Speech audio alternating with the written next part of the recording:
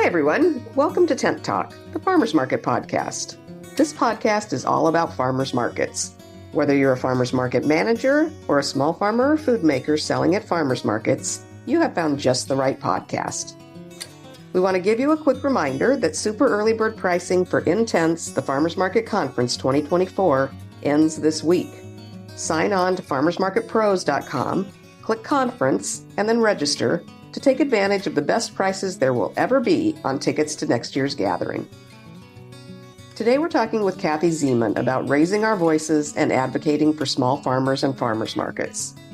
The relationships that she's developed and maintains with her state and local representatives have had a huge effect on what she continues to accomplish as executive director of the Minnesota Farmers Market Association.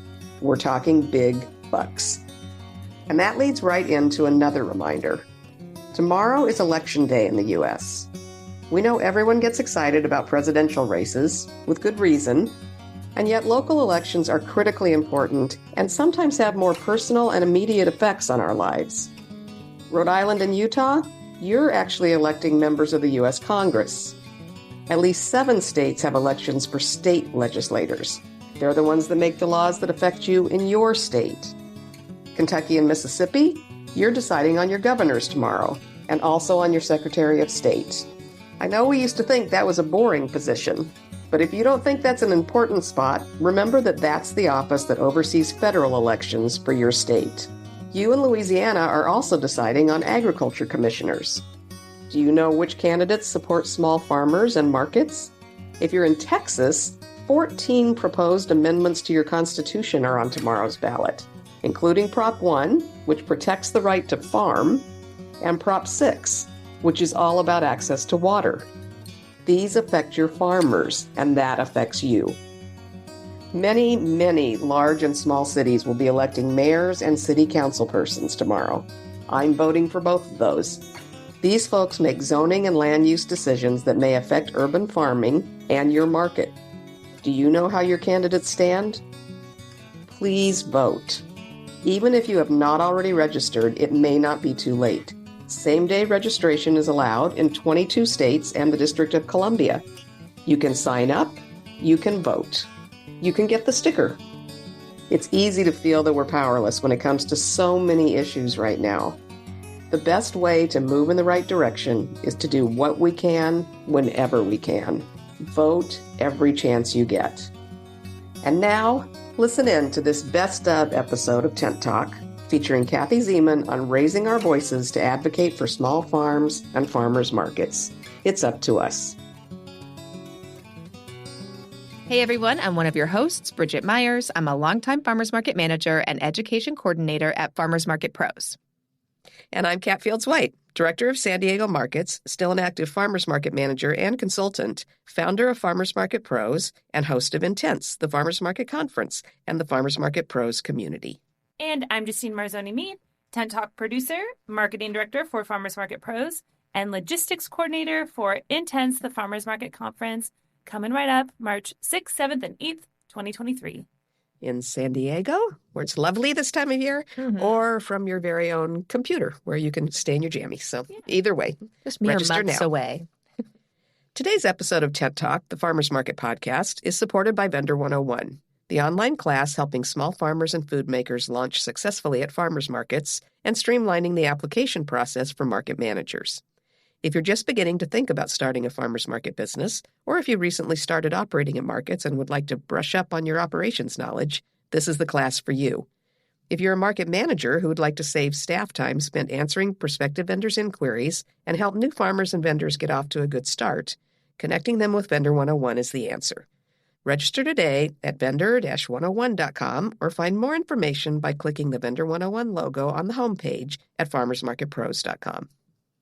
Welcome back to Tent Talk. Today, our guest is Kathy Zeman, Executive Director of the Minnesota Farmers Market Association, volunteer treasurer at Cannon Valley Farmers Market, and owner of Simple Harvest Farm Organics in Nerstrand, Minnesota, and winner of the 2021 Gus Schumacher Award, which was presented virtually at that year's Intense, the Farmers Market Conference.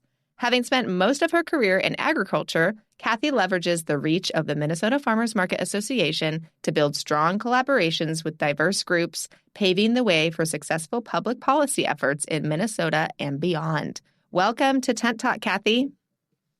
Well, thank you very much. I'm so glad to be here from Minnesota.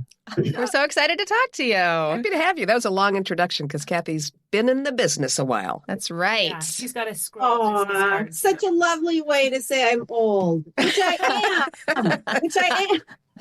You and me, girl. So wise and experienced.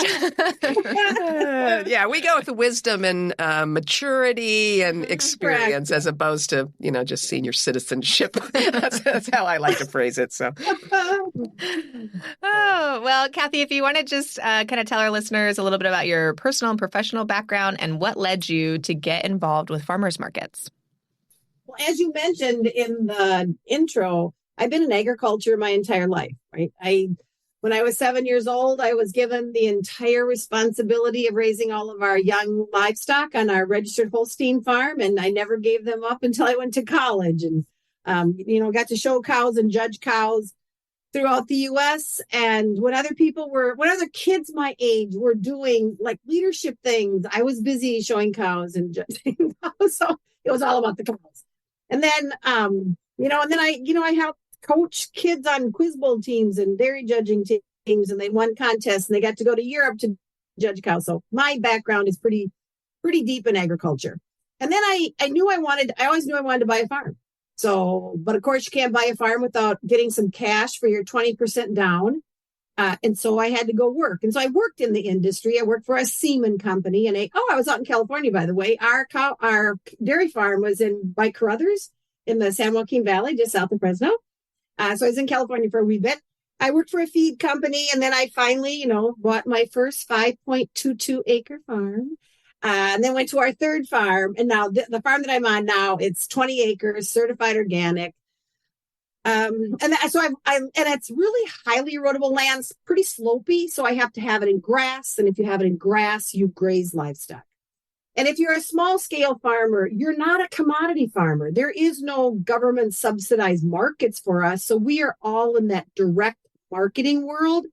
And when you're in the direct marketing world in Minnesota, this will mostly pertain to the entire U.S. because of the way the laws are structured. There's going to be a lot of state laws that are prone to numerous interpretations by a lot of people. And so as I began to sell directly to customers, and then I branched out into our first farmers market, I saw that you would like 10 miles from each other, two different farmers markets were saying the law says you have to bring a refrigerator to the farmers market to sell your eggs from. And the other one said, nah, you can just bring them in a cooler. Okay, people, that's a big difference, right? Just 10 miles away. Pretty sure we don't have laws that are like 10 miles apart. So could we figure this? So there was all of that. So I invited the Minnesota Department of Agriculture to come down to Little Northfield and do an on-site training, which did just confuse all of us because the laws are crazy. And then, fortunately or unfortunately, the Minnesota Farmers Market Association, all volunteer-led, the board put out an ad that said, we need somebody to work from their home office and just be our operations manager. We need somebody to kind of organize us.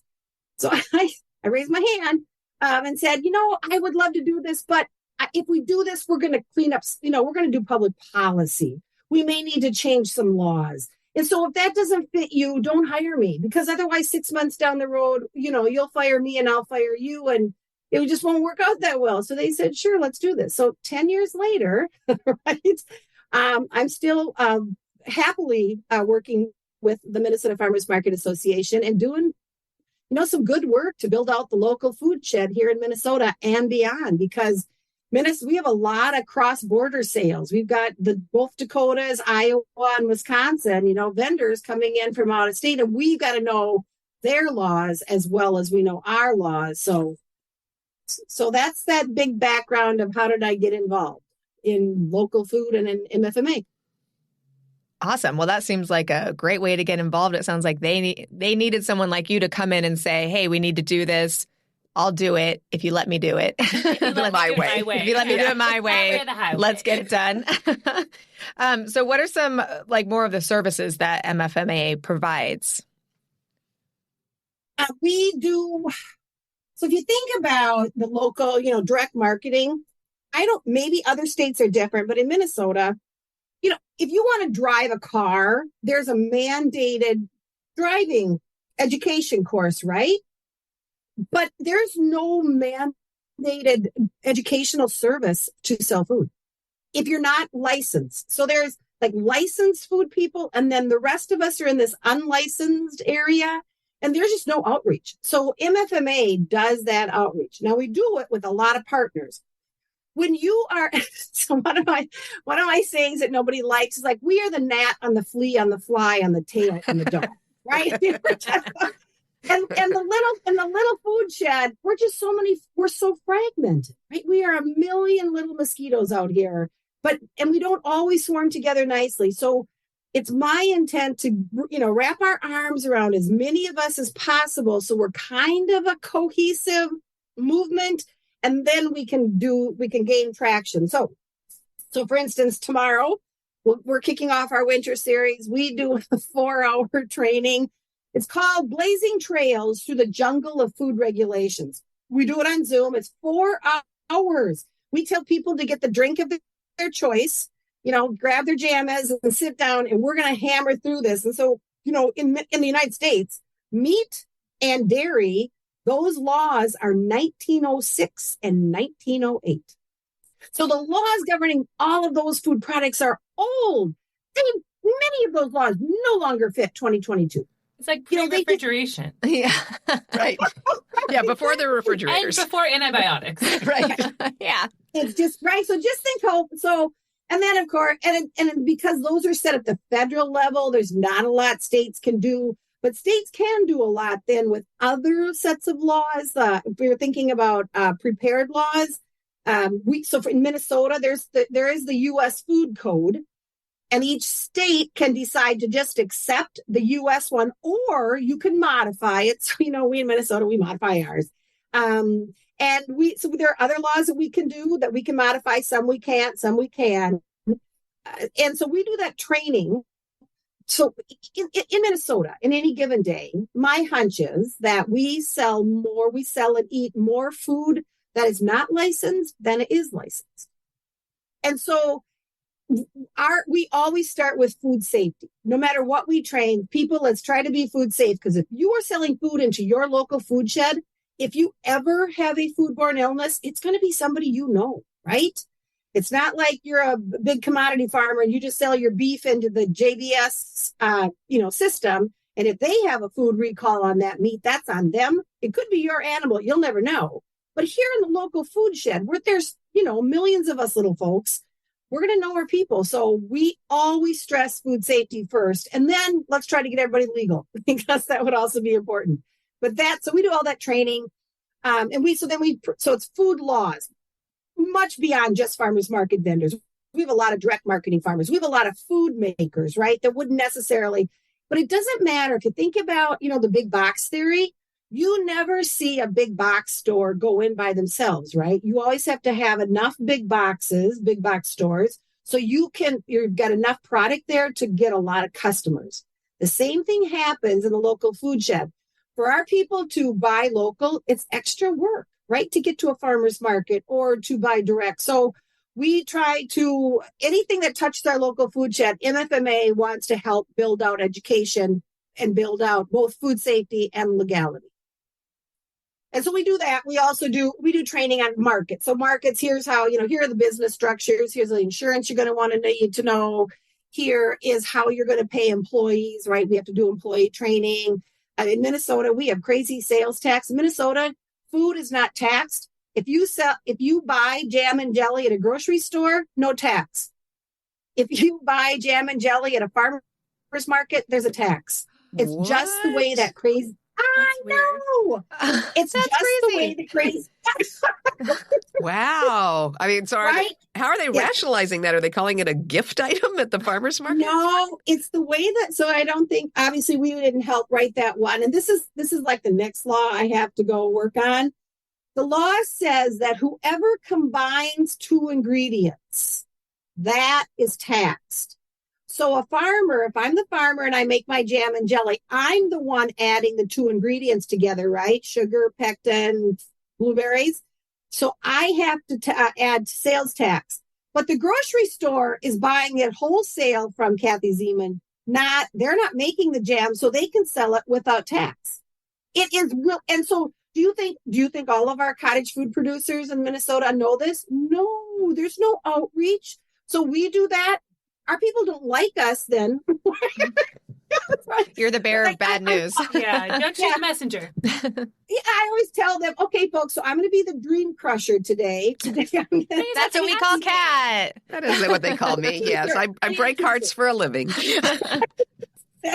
And I tell them, if you need to swear at me under your breath, you just do that. I've sworn. Yeah, just trust me. This is going to, but so my point to our farmers and our food makers, we need to know the law better than anybody else. We need to own this. This is our industry. And we do not tolerate nor want anybody else to invade or, come into our industry and not know what we're all about. So that's our job. So we do the painful training on all these lovely topics that no one really wants to know. But we need to know it. And then we'll be able to identify what needs to change. That's why we changed a couple of them already. And we'll continue to do this. Again, always stressing food safety and legality. And if COVID taught us anything, it taught us how incredibly fragile having huge systems were, right? Because they crashed and burned all over the place. And yet the local food shed held together, right? We know how to grow food. Minnesota is really fun, right? Even though our growing season isn't as long as California's, obviously, it's like, 6 months maybe. But we can grow a lot of food. We're a very rich state in our resources. And so if we can grow it, then why don't we add value to it? And we keep all of those dollars local in our local community. The economic, no one likes to hear me say this, and I don't have the latest latest data yet. It's coming from our FM 360. But I think the economic value of farmers markets in this state will outproduce the dairy industry very quickly. That would be bad words, right? Because cows are kind of sacred in Minnesota. We love our dairy industry. You're talking to a former Princess K of the Milky Way here. So I understand how the dairy industry is not going to want to hear that. But the amount of food that we can grow and then we can make into these really cool things and then sell them to our neighbors, this is a wonderful industry. And we want it to be food safe and legal. And so that's what MFMA is all about. It's just growing the local food shed. Do people there realize that the farmers market industry is bigger than the dairy industry? One of our whole themes this year is kind of trying to make people aware of the strength and the power and the enormity of what we're doing at farmers markets and how nobody seems to realize that. We get no respect. Yeah, Kat, not yet, because again, so, remember I'm old and have been in ag for a long time. So the USDA ag census only asks for data on agriculture that is subsidized by taxes. Nobody in the local food shed is, so they don't gather any of this information, right? That is why, with the help of the University of Minnesota Applied Economics Department, we've got something that we call FM 360. And it is collecting that critical data on farmers markets. And now FM 360 has been able to branch out into other like CSAs, anything that is in direct marketing. That's where we're picking up some of this good data. To date, we are cobbling this together with a handful of grants. I started it last year, didn't make that much headway, trust me. And I'll continue but I'm going to our state legislature and saying, look, there's this industry out here that is tremendously viable, and we have no data on it. Last year in Minnesota, we gave $6.6 million to the gas stations coming out of our ag budget, because then we could, Kat, I see that look on your face and you're like, say what now? Right? Because it helps out the corn and soybean farmers in biofuels. I say, good. We could use $6.6 million in the local food shed. And we could have many, many, many, many commercial kitchens in every little township hall, right? They've all got kitchens. What if we've got 9 9 farmers markets that are licensed food hubs. They're always going to need a little bit of money to make it. Why wouldn't we come up with a public investment to build up commercial kitchens and community food hubs and really let this the people, food safe and legally grow this local food chain? What if we find out how big it really is? So the USDA is that all those surveys are tax funded. My argument to our legislature is, and will continue to be, if we could free up $200,000 a year, seriously, it's budget dust. If we could figure out $200,000 a year, we could now do an annual metrics collection of all farmers markets, anybody in that direct marketing world, and come up with this data so that we would know, this now raises right to a critical mass where we should probably invest our public dollars. And then, I just think how cool it is, just when somebody can grow something and then make something and then sell it at a livable wage and then feed their community. Isn't really that the basis of humanity? And that's where I think we could maybe do some investment and some public policy work. So smart. We're getting all charged up here in the pod. We're like, we're making phone calls right now. That's right. But Kathy, I love what you said earlier, that analogy of like kind of the swarm of mosquitoes and like trying to kind of get everybody to move in the direction. And I think that has like kind of classically been the issue with like any sort of movement or revolution or like kind of like political charge is like, some just like trying to get that mass movement in a certain area to like really get change made. So I was hoping that you can kind of tell us a little bit about some of the successes that you have had passing laws and influencing public policy in Minnesota. In the beginning, I didn't know what I was doing, right? I milk cows for a living and I milk goats and I raise livestock. But then you have, as you learn, you branch out into other areas. And the first one that we touched was our safe food sampling law at a farmer's market without a license. Prior to, again, these are old laws that don't fit anymore.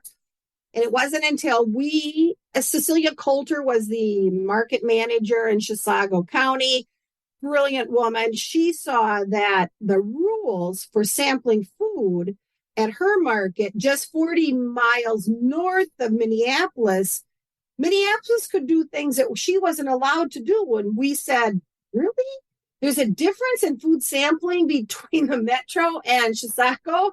And then we found out, nope, there wasn't. The law, the Minneapolis knew it was a crazy law. So they were big enough they could do what they needed to do. So we gathered everybody. We gathered Minnesota Department of Agriculture, the Minnesota Department of Health. We had wonderful allies in the Minnesota Farmers Union. Minnesota Farmers Union was really critical that first iteration because we were newbies. Oh, my goodness. I couldn't even find the state capitol, right? This is not what I do for a living, folks. But we learned. And then we ran into the ladies from the Minnesota Cottage Food Producers Association. They weren't an association at that time, but they were bakers. And our law, so then we just began to find other people. And we were smart enough to know that we needed to ground it in food safety. So we went and met with the University of Minnesota Extension food safety team and said, so if we do this, can you help provide the training? I am capable of providing training on the legality side. I am not a food scientist. That's not my strength. So we had to find somebody in food safety. And so we gathered everybody together so that we could reassure everyone that those old laws, prior to 2014, if you wanted to sample food at a farmer's market, you had to have a license. And the only licenses that were available were for 20 days or 11 days. Well, I'm sorry, our markets are 30 days. But it was all that was available. It was like, okay, we've got a round hole here. What can we shove in here? There were only square pegs available. So we just said, and it was really the ladies at the Department of Health. I call them the ladies of health. They're the ones that helped us figure out that Colleen Paulus finally said, what do you need, Zeman? Here's what we need. You need to figure out a way to change this law, change the wording enough so that we can let people sample food. If you want us to increase produce, then we have to be able to sample kale chips. And we got to be able to do it without a license and yet safe. And so that's what we did. We created this law with all of the food safety people at the table. We've now got training. We now know we have to have hand washing stations and actually use them, folks. I always tell people, yeah, we can bring the hand washing stations, but you do have to use them. You actually wash your hands. Anyway, that's our internal joke. Yeah, the water will still be full in that jug at the end of the market if we don't do it right. Anyway, so that happened. And then we expanded the cottage food. Those were the baker ladies. So if you think about it, the minute the farmers markets quit in Minnesota, like October, November, you were making all of those cookies in your home kitchen, selling them at the farmers market, no license needed, good to go. But now the market's over, but your customers still want to buy it, but the law didn't provide for that. So we said, why would that magical? So no, we changed that. So now in Minnesota, an individual can form an LLC. She can sell up to $78,000 worth of cottage foods. We've created the list. By the way, I stole many of my items for the list from the California list. California had the first list that I saw. Many of them were in words that I didn't recognize because, we have the Norwegian slant, you have Portuguese slant, another slant. I'm like, I don't know that word, but we figured it out, right? We figured out what it meant. And now we are building out. So now we have Somalis that are cooking nice. And there's so many populations in Minnesota. So we're adding those words to our list as well. We've got thousands. So Minnesota, if it's a non-potentially hazardous food, so it's got to be a pH of 4.6 or lower, or a water activity of 0.85 or lower. So it's dry enough so that at shelf level, there's no bad bacteria. There's thousands and thousands of products. You can do that in your home kitchen, as long as your label says these products are not subject to state inspection. And now it's up to 78,000. So per individual. So let's say, for instance, my brother and I want to both be registered. We can do 78,000 times 2. Without a license in our home. Now we have to actually do the work and get it sold, all of that. But so a family of 4 could do 4 times 78,000, right? I mean, it's pretty significant now that we could make some good money. Wow, that's great. That's better than California. I think they cap it at like 50,000 for the business. I think it's up to 75. Oh, really? But it's still for the business. And in fact, if you've we had sisters who lived in 2 different homes that were partners, and they could not get a cottage food permit because cottage food is designed to permit a kitchen. And so the 2 of them couldn't be legal partners and still get a cottage food permit. Dang. It was just silly. Yeah. Well, draw straws. I love what you said about, when you were wanting to get working on this food safety sampling without a license policy, that you wanted to make this change, but you recognize, like, I'm not a food scientist. And I think that's something that a lot of people, wanting to influence public policy kind of need to recognize, is that you have to partner with somebody that may have those skills that you don't have. So do you have any advice on, like, how to recruit those critical partners, or how to pull in those specialists or people that have specific training that you need, the people that have that credibility, where maybe the stakes aren't as high for those food scientists? They might not care about farmers markets at all. So how can market managers or food advocates, how can we recruit those people that we really need to, like, hammer those issues home? Public policy, what I found, public policy is the most time-consuming enterprise that MFMA has, because it's really all about building relationships, right? And I've been told I've got an abrasive personality, which I firmly, yes, I do. Because I'm tired. I'm tired of waiting, folks. And I keep telling people I don't have that much time left on this planet, and I'm tired of these old rules and getting our way for no reason but to control business. So if that's all it is, then let's go ahead and change things. So it still is about building relationships and finding common ground where you find it. And you will find. So I'm not always sure that the ag committees in Minnesota are our best bet. Many ag, and I don't know how other states, like in Minnesota, we have a House and a Senate. And so we've got 3 branches of government. You've got the administration, which would be the governor, lieutenant governors. And then we've got the House and the Senate. And you've got 2 ag committees in each one. And a lot, yet in Minnesota, because we don't have a really vibrant data collection, a lot of our ag policies still really function at the commodity level, which is corn, soybean, pig, cow. I mean, that's just what they do. And so we have to always build this long case, right, nicely. And I try not to irritate everybody, but Because the one time that I said, and it got caught in the Star Tribune, because I said, we have more produce farmers in the state than we have pig farmers. That did not play well in, a lot of the counties that have a lot of pig farmers. So that was, and I know I'm doing this on a podcast. Great. But it's, you still have to know whose toes you're going to step on, right? So just think of that. Produce farmers, a lot of our folks at the legislative level couldn't even say produce farmer. They had to call them gardeners.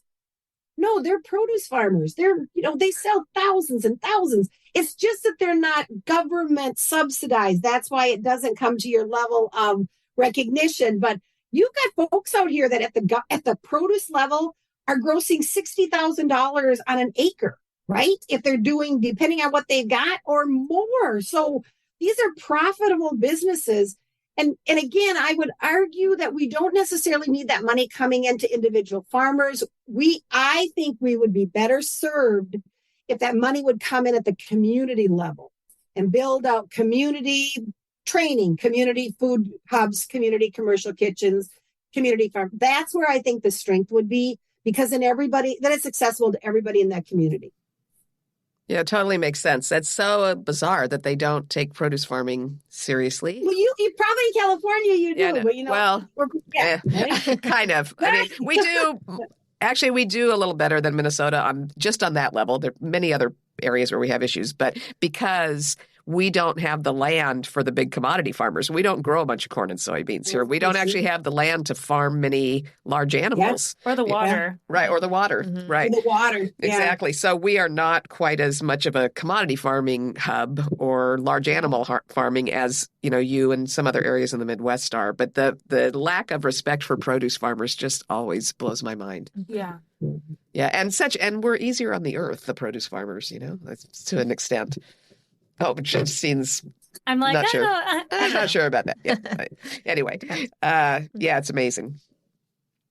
Just changing that vocabulary. If you could just teach a public official to say produce farmer as opposed to gardener, I think that's a landmark. Yeah, I feel like that is just so reductive to the amazing hard work that these produce farmers do, but I mean, it just kind of shows, the constituents that a lot of public figures tend to care about are the ones that are really backed by big business and whatnot. Well, that's okay. So what you just said there, I think, is really the mouthful, right? So why are these policies set the way they are? Now, I still think it goes back to we the people that are shareholders in the big multinational food companies.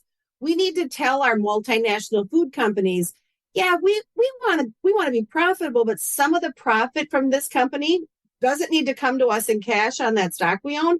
It needs to make sure that we're plowing goodness back into this planet.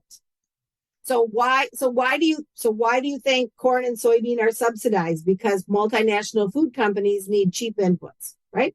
They want cheap inputs, so they're going to make sure that there's more supply, so the price is depressed. And that's why we're the local food shed. I really don't think a multinational company cares what we do in the local food shed, because we're not customers of theirs, right?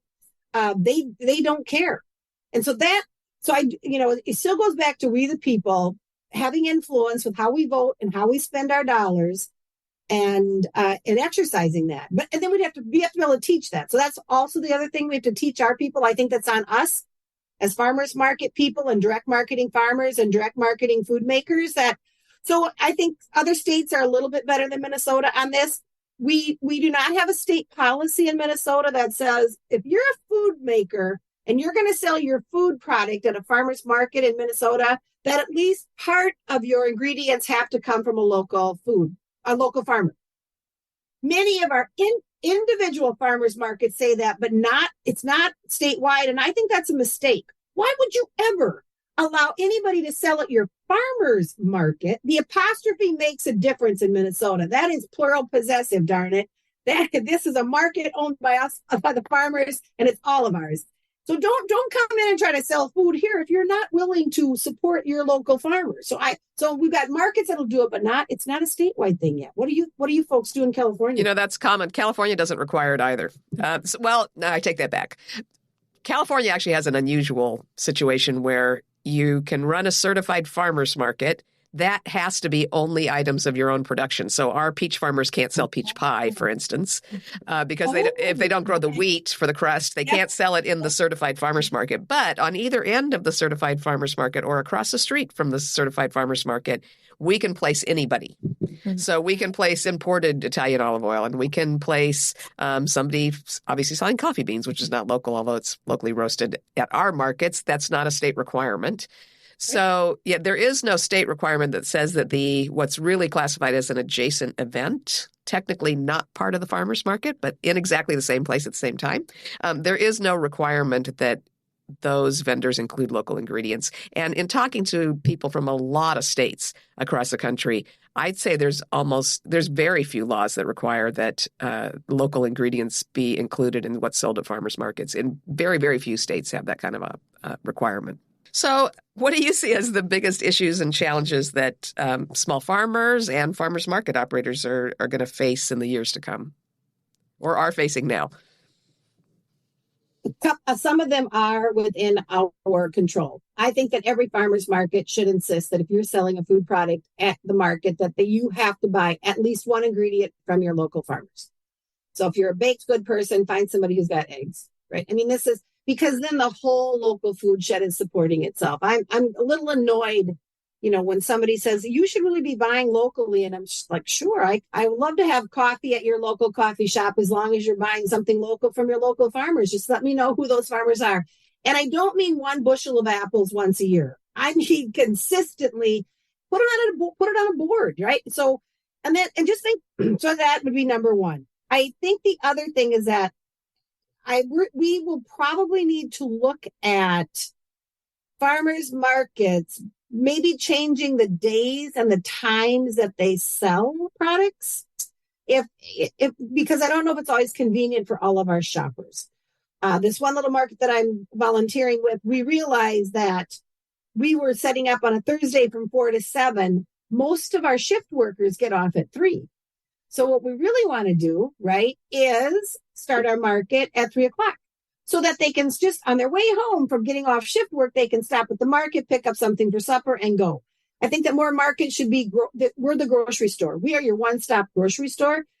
It is, I don't know about any other states, it is really expensive for markets to accept SNAP and debit and credit, right? Because that takes a person. And many of our markets in Minnesota are still volunteer run. So how you do that? So we're cobbling together that. We don't, if many of them that are city run or are county run or Parks and Recs will run some of them, they have more capacity for that. But if you're truly just an independent farmer's market, you're going to have to come up with, $15,000, $20,000 a year in some kind of grants just to hold somebody to do all of that work, because that's tokens and reconciling bank accounts. And that's just, we've tried it. Every time a volunteer only market tries it, it fails. After 2 or 3 years, it's just hard to sustain if it's at the volunteer level only. So I would say we should all be mandating you have to buy something from a local farmer. We may need to look at changing times and dates and places to really attract our customers and continue. And we need to do more data collection to find out who is coming to our markets and who isn't coming to our markets, and what would we need to do that. And I would tell you the number one thing in Minnesota, we need to grow more farmers. And in Minnesota, we've got something, an office at the state level called the Emerging Farmers Office. Now, this was important that our legislature mandated some money to study the issue. The Department of Agriculture wrapped their arms around it. And so we know that's going to be emerging farmers. So a lot of them are going to be our BIPOC farmers, right? That have smaller acreages. I'm kind of still noodling on this one. This could be a controversial issue, but the smaller the acres, it'll force those farmers to do more direct marketing, where I think they will be more profitable. You get into the commodity, if you get a couple hundred acres, you're going to think the only market you have is the commodity world, where they set your price and you take whatever the cost is, right?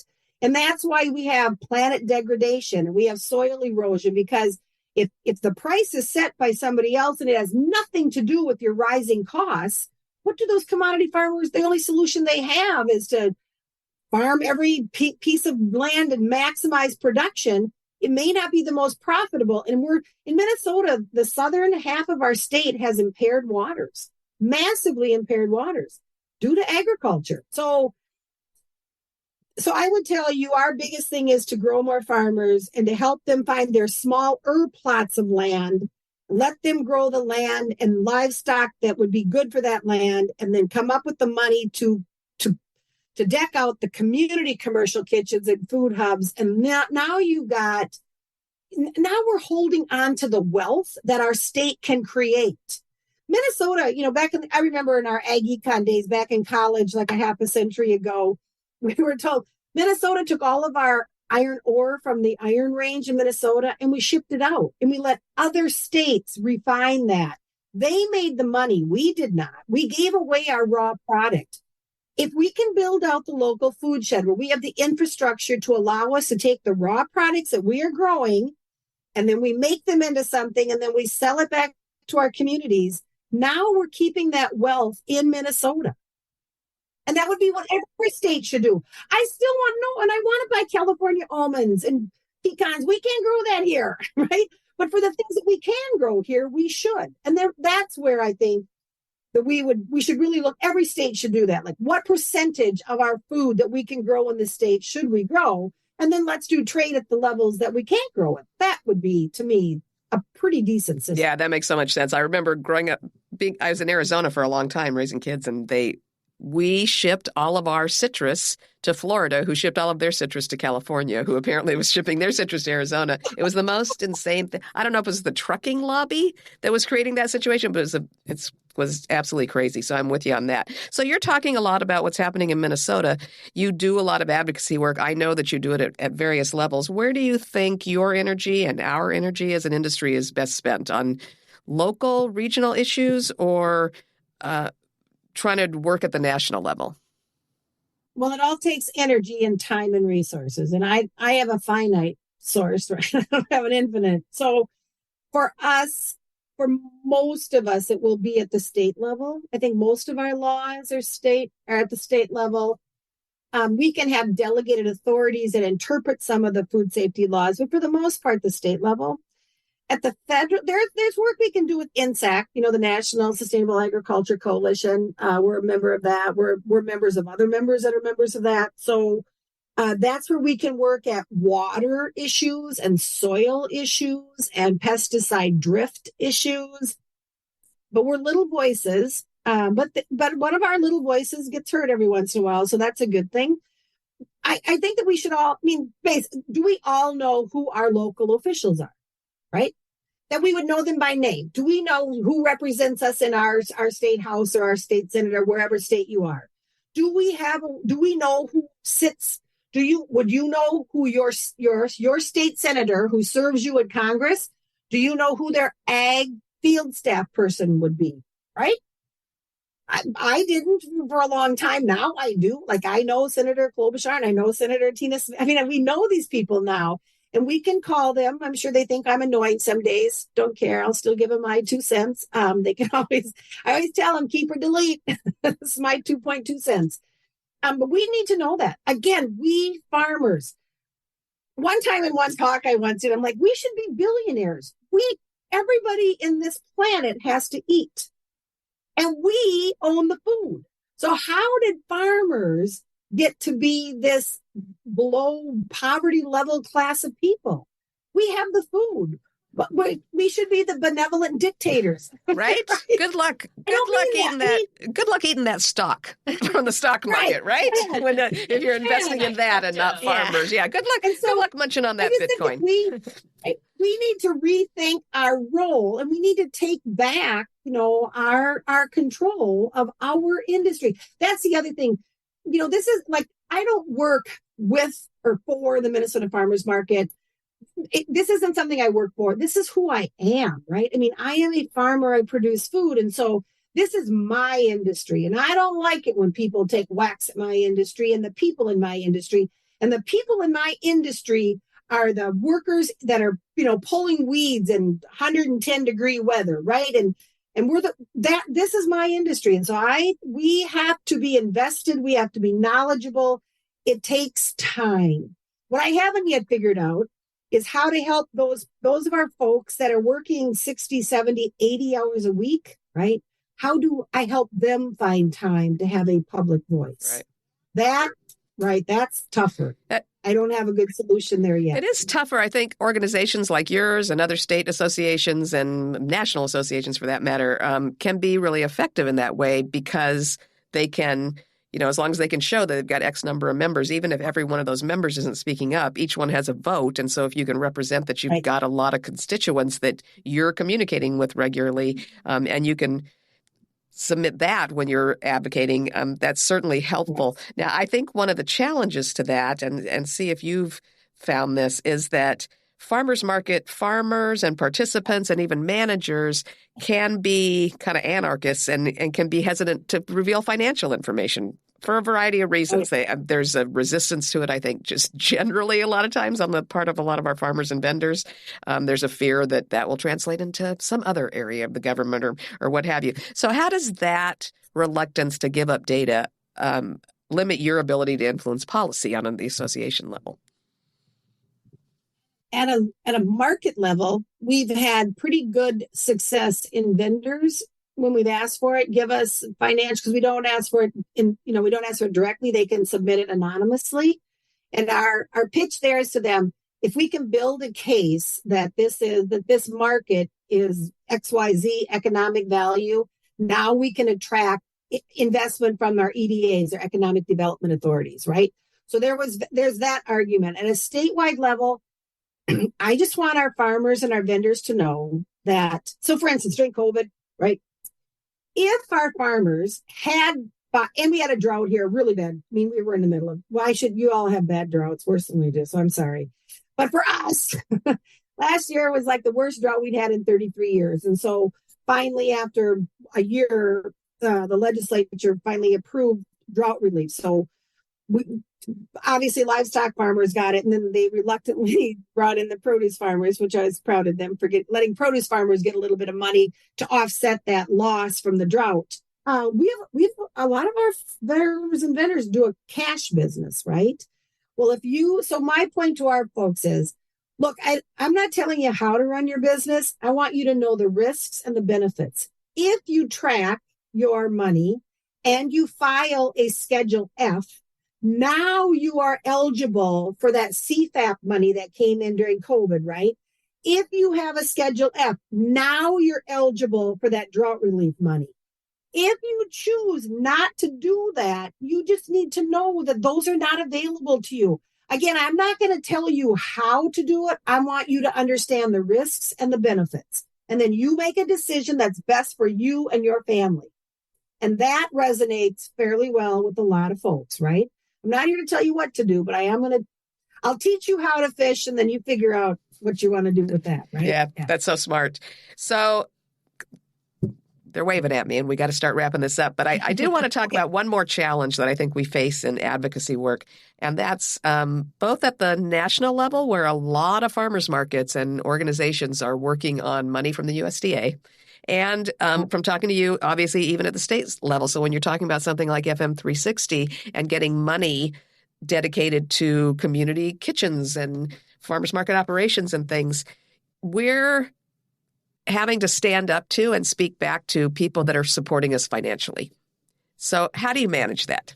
How do you bite the hand that feeds you? That's right. How do you gracefully bite the hand that feeds you and tell them that they're not feeding you the right things and that they need to feed you more?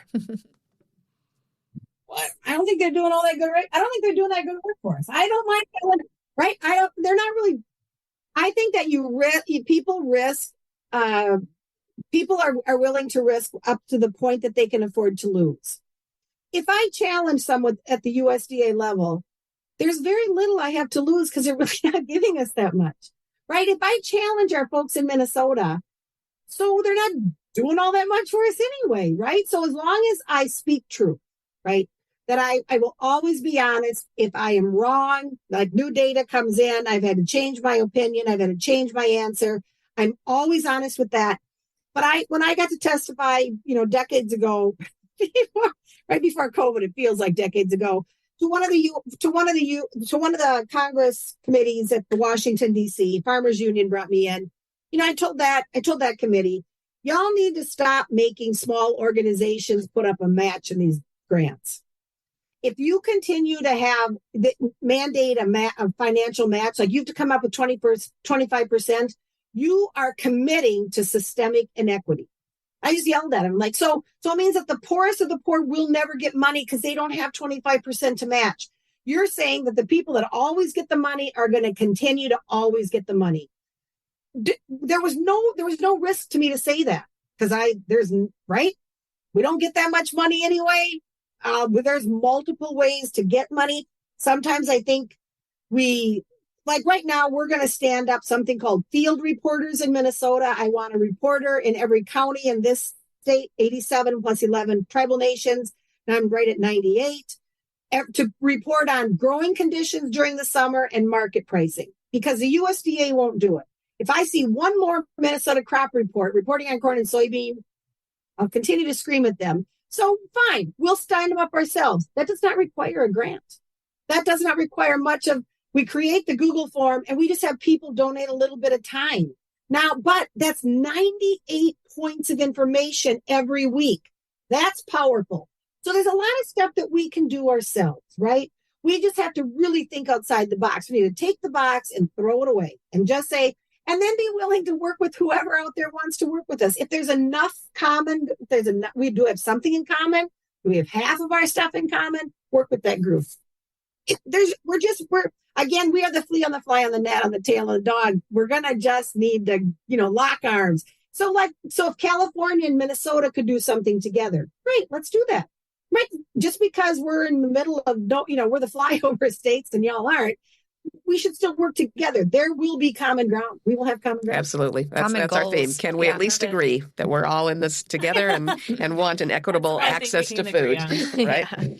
Kathy, thank you so much. We probably could do a 3-hour podcast with you. And I'm very sorry that we probably will not see you at the Intense Conference in San Diego, although I'm still looking for a lamb sitter for you to see if we can figure that out. But if I can find I will be busy kidding and lambing in March. That will be a crazy. I'm telling you, if I can find a goat and a lamb sitter, we will get you out here. But meanwhile, honestly, probably the podcast reaches even more people. So I'm glad that we've had you on today. That's been a pleasure. And I really appreciate you giving me the opportunity. I really do. I admire what y'all do there and give you kudos for doing it. Thanks. Somebody needs to. Thank you. Mutual admiration. Ditto to you. Yeah, I just learned so much. So absolutely. Thanks so much, Kathy. See you soon. Okay. Have a good day. Bye-bye. Bye-bye. Thanks for listening today. And big thanks to all the market managers who help their new vendors get off to a successful start by suggesting they take Vendor 101 online from wherever they are. Our online classes and conference support our ability to provide insights and education every week on Tent Talk, Farmers Market Podcast. Find more information about Vendor 101 by clicking the logo on the homepage at farmersmarketpros.com. Farmers markets are all about connection, and all of us, operators, farmers, and vendors, keep learning. Connect with people just like you from various parts of the country and share what's happening in your area in the terrific conversations over in our private Facebook group, the Farmers Market Pros Community. If you're actively involved in a farmers market, please find us there, answer the 3 qualifying questions, and join the group. You can also message us on Instagram at Farmers Market Pros or email us at connect@farmersmarketpros.com. If you're looking for further education, check out our online course offerings at farmersmarketpros.com. Thanks for listening to Tent Talk. Please leave us a review on iTunes, Stitcher, Spotify, YouTube, or wherever you access your podcasts, and tell us and others how you're enjoying Tent Talk.